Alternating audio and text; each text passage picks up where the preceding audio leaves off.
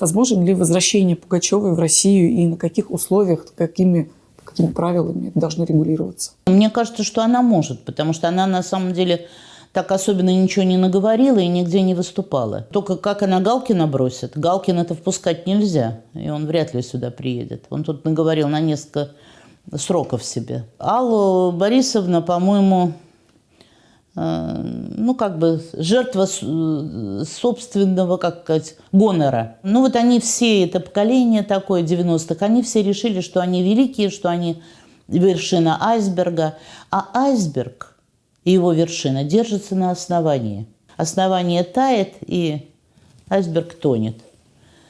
Я думаю, это с ними произошло. Потому что если бы она осталась с нами, то она осталась бы, наверное, на десятилетия. Понимаете, как Утесов, как Бернес, да, которые вечно с нами. А она выбрала другую дорогу.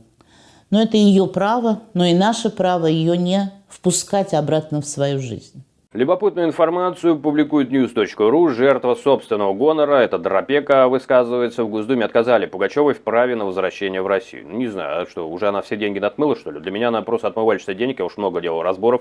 Она очень сильно засветилась во время того, как и 2 фуры с произведениями искусства не пропустили через таможню, заявили слишком музейными ценностями, провели проверку, экспертизу, и оказалось, что это никакие не музейные ценности. На мой взгляд, в этот момент она активно попалась. То есть ей надо было, чтобы это все звучало как музейные ценности, когда они потом продаются за музейно-ценностные цены. Это не значит, что ограбили музей, так чтобы кто-то понимал, да, то есть человек может это хранить в своей коллекции, если он законно приобрел, может быть, там какой-то музей распродал, что-нибудь делал, да, еще раз, то есть всяко может быть.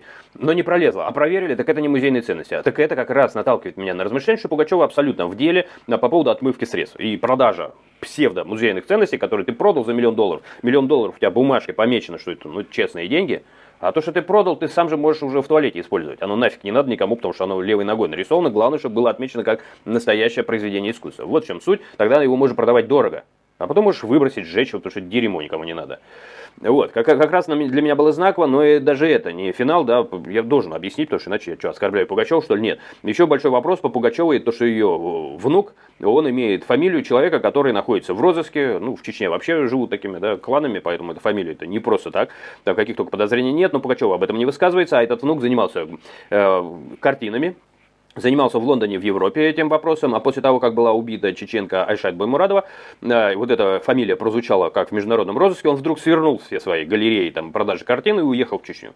Вот после этого у меня как-то должны быть к этому какие-то комментарии. Поэтому в моем понимании Пугачева абсолютный человек, который, об этом я говорил с 22 года, по крайней мере, ее деятельность отъезда, это отмывать деньги. Больше того, предсказывал все, что она делала. Когда она купила в Израиле дом за 10 миллионов, я говорил, я не знаю, кто давно на моем канале подтвердит, что не вру, что потом выяснится, что это не она купила. Просто на тот момент, когда надо было, видимо, вывести кому-то деньги из-под каких-то санкций, она приобретает типа она. То есть это публикуется в новостях. А потом публикуется через пару лет новость о том, что, это вообще-то не она, ее там пригласили, и, кстати, она и в интервью этому уделяет внимание. То есть это какое-то количество лет назад она этому не уделяла внимания, а вот сейчас ей это понадобилось. Это полностью входит в картину того, что она намывает, помогает уходить денег из-под санкций. Кто-то скажет, молодец, кстати говоря, да, наверное, те, кто, не знаю, кто поддерживает тех, кто эти деньги выводит, зарабатывает, ворует. Кто-то, наверное, скажет, не молодец. Вот и все. Я к чему? К тому, что кто куда вернется, она ни слова, кстати говоря, некоторые изображают, что она что-то говорила про специальную военную операцию, мне этого не попадалось. То есть просто от слова совсем. Поэтому не надо свистеть. Еще раз, вы можете, любой из вас к ней относиться как угодно, но она никакой не оппозиционер, она ни за, ни против, она вообще никак. Она бабки делает, в моем понимании, и в это как раз укладывается все. Она ни с кем не ссорится, сидит она на всех стульях, на какие хватит ее возможности организма, и что еще к этому прибавить. Только, может быть, еще прошлое, в котором она не поет. С 80-х есть, это очень такая версия, скажем так, которую я тоже разделяю. Но зато она крутится все время с разными шальными пирамидами, мемами, забыл, где эти, Волгами торговали, тоже это была пирамида, уже по Волгам.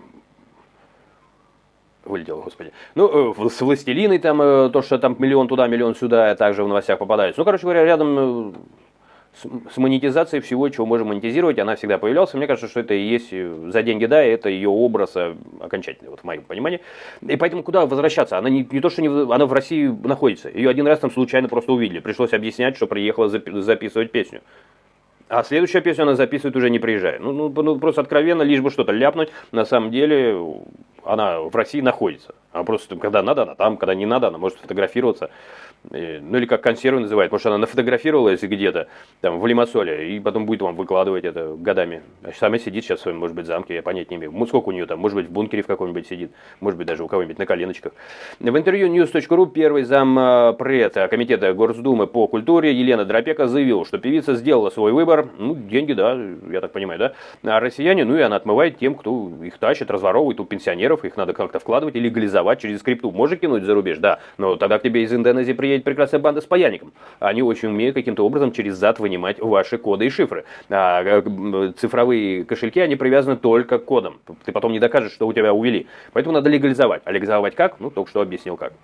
Но вот парламентарий, значит, не впускать ее обратно в свою жизнь. Вы перестанете через нее деньги гонять, и тогда она помрет с голоду, и никуда пускать не придется, мое мнение.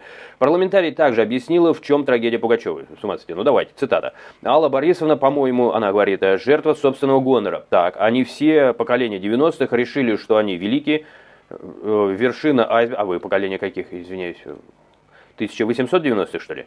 Ну, допустим. Ну, и просто все, что мы сегодня знаем, это поколение 90. 90-е вообще дали нам имена, и дали Шатунова, который пнул Пугачеву со сцены, если уж говорить о Пугачевой. Дал, ну, вообще шоу-бизнес сейчас состоит, почему они все старые, новая волна, все старые.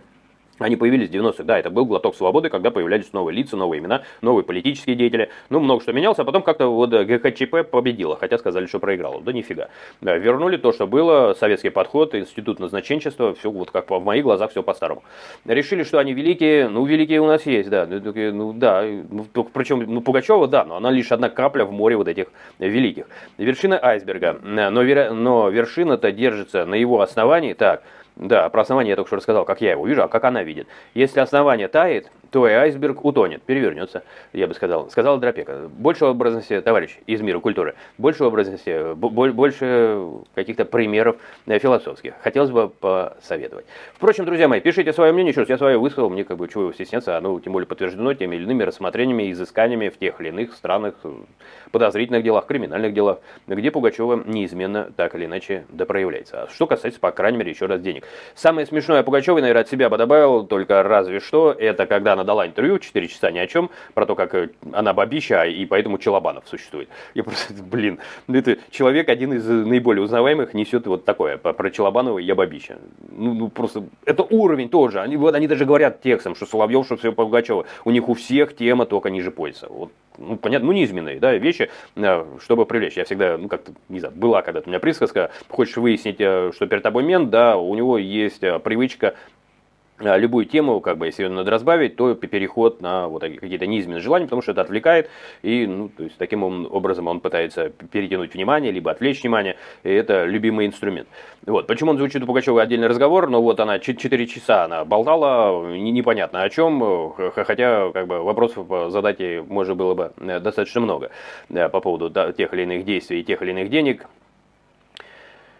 Что-то даже вылетело, что я хотел конкретно о ней добавить. В общем, я не особенно что-то хочу о ней добавить.